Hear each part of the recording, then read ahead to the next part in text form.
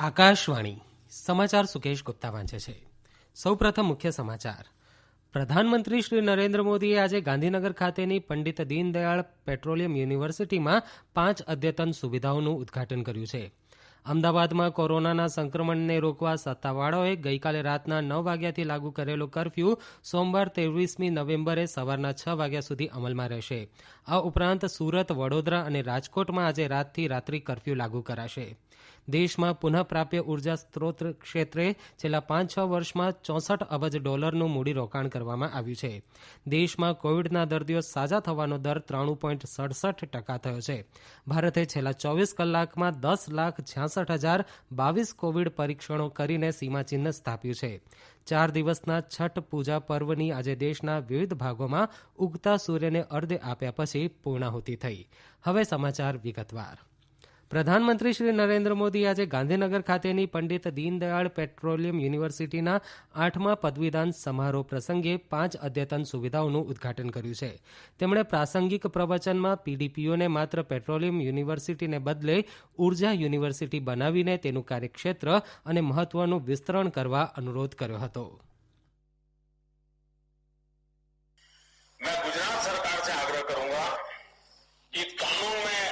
आवश्यक हो तो परिवर्तन करके इसको सिर्फ पेट्रोलियम यूनिवर्सिटी के बजाय अच्छा होगा अब इसको हम एक एनर्जी यूनिवर्सिटी के रूप में कन्वर्ट करें. शायद एनर्जी यूनिवर्सिटी इसका विस्तार बहुत बड़ा लाभ करता देश को होगा. તેમણે જે 5 અદ્યતન સુવિધાઓનું ઉદ્ઘાટન કર્યું હતું તેમાં ઇનોવેશન ઇન્ક્યુબેશન કેન્દ્ર, ટેકનોલોજી બિઝનેસ ઇન્ક્યુબેશન, અનુવાદ સંશોધન કેન્દ્ર અને રમત સંકુલનો સમાવેશ થાય છે. આ ઉપરાંત તેમણે મોનોક્રિસ્ટલાઇન સોલર ફોટોવોલ્ટેઇક યંત્ર અને જળ ક્ષેત્ર માટેના કૌશલ્ય વિકાસ કેન્દ્રનો શિલાન્યાસ કર્યો હતો. મુખ્યમંત્રી શ્રી વિજય રૂપાણી અતિથિ વિશેષ તરીકે ઉપસ્થિત રહ્યા હતા. તેમજ રિલાયન્સ ઇન્ડસ્ટ્રીઝના ચેરમેન અને પીડીપીયુ બોર્ડ ઓફ ગવર્નર્સના પ્રેસિડેન્ટ શ્રી મુકેશ અંબાણી આ પ્રસંગે પ્રમુખ સ્થાને રહ્યા હતા. અમદાવાદમાં કોરોનાના સંક્રમણને રોકવા સત્તાવાળાઓએ ગઈકાલે રાતના 9 વાગ્યાથી લાગુ કરેલો કરફ્યુ સોમવાર 23મી નવેમ્બરે સવારના 6 વાગ્યા સુધી અમલમાં રહેશે. આ ઉપરાંત સુરત, વડોદરા અને રાજકોટમાં આજે રાતથી રાત્રિ કરફ્યુ લાગુ કરાશે. અમદાવાદમાં કરફ્યુના સમયગાળામાં દૂધ, દવા, ગેસ જેવી આવશ્યક સેવાઓ ચાલુ રહેશે, પરંતુ સિટી બસ, ટેક્સી અને રિક્ષા બંધ રહેશે. કરફ્યુના અમલને ધ્યાનમાં રાખીને અમદાવાદમાં મેટ્રો ટ્રેન સેવા આજે અને આવતીકાલે બંધ રહેશે.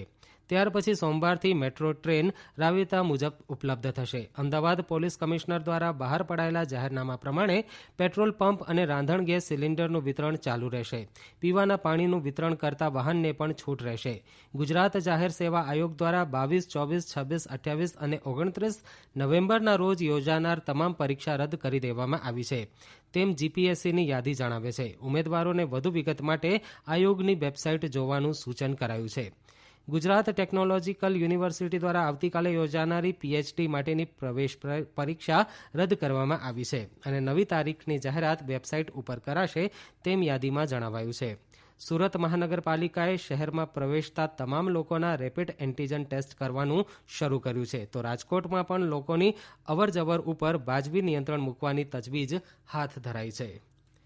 દેશમાં પુનઃપ્રાપ્ય ઉર્જા સ્ત્રોત ક્ષેત્રે છેલ્લા 5-6 વર્ષમાં $64 અબજ મૂડીરોકાણ કરવામાં આવ્યું છે.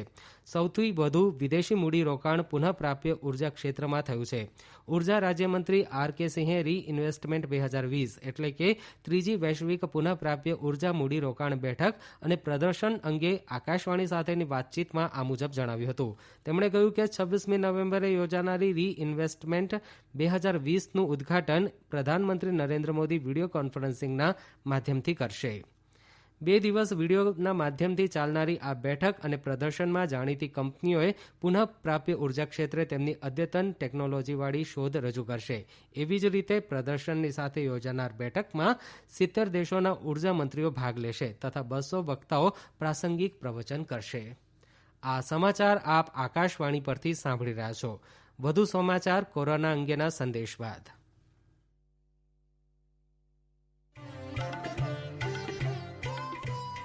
કોવિડથી બચવાના મહત્વપૂર્ણ 3 ઉપાય: માસ્ક પહેરો, 2 ગજનું સલામત અંતર જાળવો અને હાથ સાફ રાખો.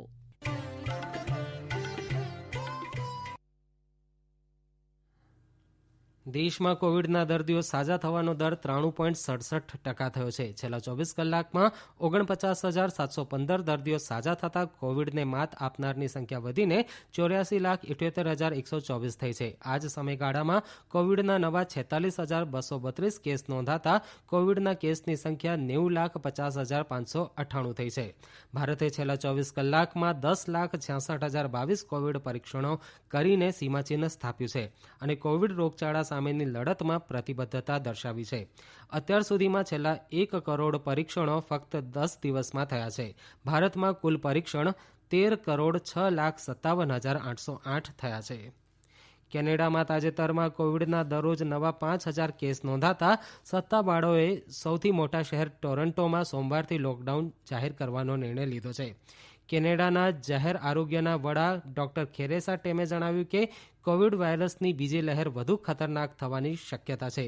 પ્રધાનમંત્રી જસ્ટિન ટ્રુડોએ ગઈકાલે કેનેડાના નાગરિકોને સંપર્ક ઓછો કરવાની અપીલ કરી છે.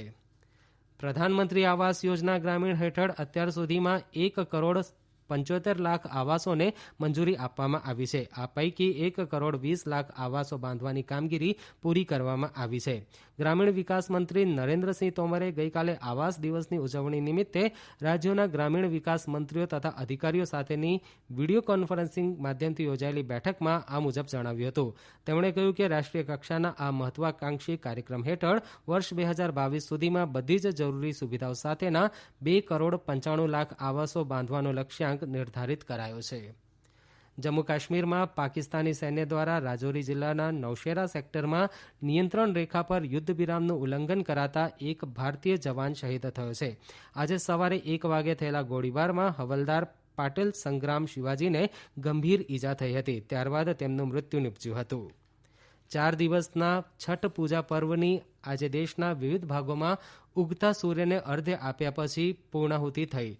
છઠ પૂજામાં સૂર્યદેવ અને તેમની પત્ની ઉષાની આરાધના માટે ઉજવાય છે અને લોકો 36 કલાકના ઉપવાસ રાખે છે. સૂર્યને પૃથ્વી પર જીવનનો સ્ત્રોત અને બધી મનોકામના પૂર્ણ કરનારા દેવતા માનવામાં આવે છે. આ વર્ષે છઠ પૂજાનો તહેવાર કોવિડ રોગચાળાની સ્થિતિ વચ્ચે સાવચેતીપૂર્વક મનાવવામાં આવ્યો. રાષ્ટ્રપતિ રામનાથ કોવિંદ, ઉપરાષ્ટ્રપતિ એમ વેંકૈયા નાયડુ અને પ્રધાનમંત્રી નરેન્દ્ર મોદીએ આ અવસરે લોકોને શુભેચ્છાઓ પાઠવી છે. આ વર્ષનો બુકર પુરસ્કાર સ્કોટલેન્ડના લેખક 44 વર્ષીય ડગલાસ સ્ટુઆર્ટને તેમની પ્રથમ નવલકથા શુગી બેન માટે આપવામાં આવ્યો છે. પુરસ્કાર રૂપે 50,000 પાઉન્ડની રકમ આપવામાં આવે છે.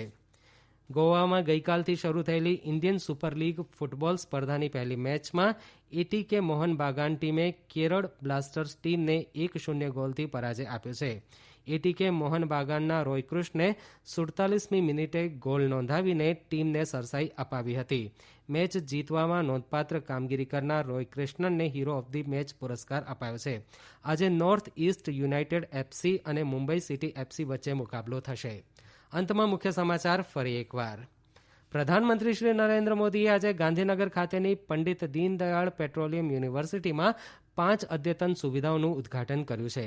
અમદાવાદમાં કોરોનાના સંક્રમણને રોકવા સત્તાવાળાઓએ ગઈકાલે રાતના 9 વાગ્યાથી લાગુ કરેલો કરફ્યુ સોમવાર 23મી નવેમ્બરે સવારના 6 વાગ્યા સુધી અમલમાં રહેશે. આ ઉપરાંત સુરત, વડોદરા અને રાજકોટમાં આજે રાતથી રાત્રિ કરફ્યુ લાગુ કરાશે.